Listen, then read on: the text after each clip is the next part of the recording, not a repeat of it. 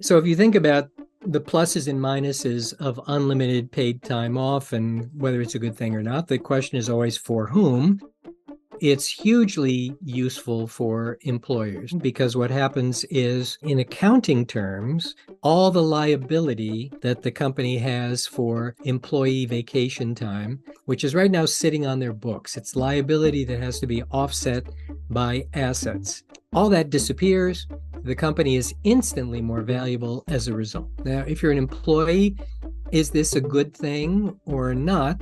The question, I think, really is, do you believe that in practice you really have unlimited vacation time and there's not going to be obstacles and big impediments to you taking off time should you think you need it? And the problem there is, how do you know whether there will be impediments or not? What we do know is, even when you own the time, when you have accrued time off, paid time off, even then people don't take all the time that they've got because they feel pressure from their managers to not take the time off. If you don't have a right to that time and you don't kind of own it, do you think that pressure is going to be more or less? I mean, I think for sure it's going to be more. And how can you tell what the company is really going to do with respect to that? I think it comes down to your individual supervisor. How do you know that you can trust what they say?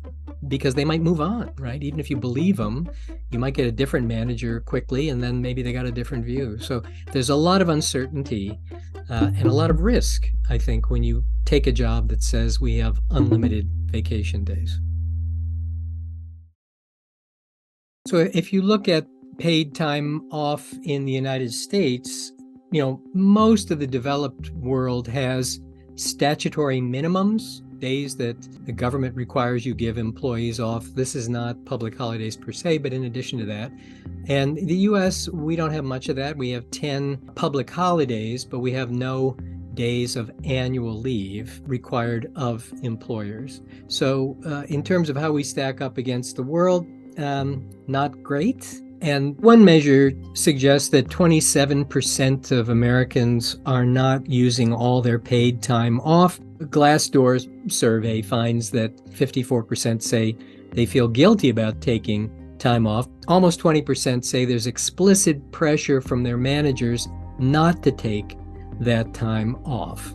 So if that's happening with accrued time, when you really own that time, what do we think happens when all you've got is really just a promise from the employer to take off what you need? An interesting tidbit to that is higher income employees take off more time than lower ones do. So maybe there's more pressure from bosses on lower wage employees than there is on higher wage employees to take it.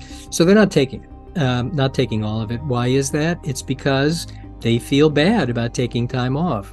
Why might they feel that way? Because the organization, one way or the other, is making them feel bad. Now, one of the ways in which it's unintentional is companies running so lean that if somebody is not there that day, everybody else has to really scramble to cover their work. And so if you're part of a team and you take a day off and everybody else has to make up your work, you understandably feel bad about that, right? So the kind of anxiety we see about taking time off is partly I feel committed to the organization and my team, and if I'm not there, the way things operate is they've got to cover my work.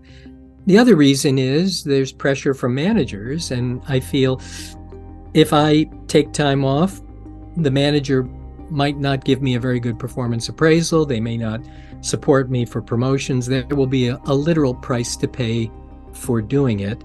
So that happens, again, even when you've got a right to take the time off. You have accrued it, you have kind of earned it. So if you move to unlimited vacation, that anxiety is likely to be even bigger.